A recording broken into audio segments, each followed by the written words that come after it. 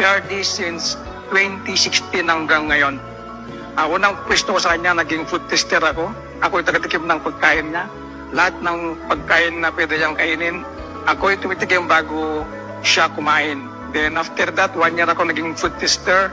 Then after ng food tester ko, naging team leader ako sa kanya ng 2017 hanggang ngayon. Ang best memory ko na hindi ko magkalimutan sa buong buhay ko, yung kaharap ko siya sa kainan, sa pagkainan, na siya mismo yung mag-offer sa akin ng pagkain at sabi niya, kasi ang ulam namin ay sugpo.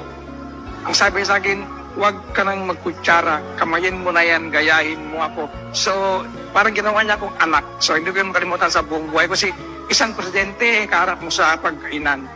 Sir, taos puso namin sasabihin sa Basic Military Training School Class 2001 Bravo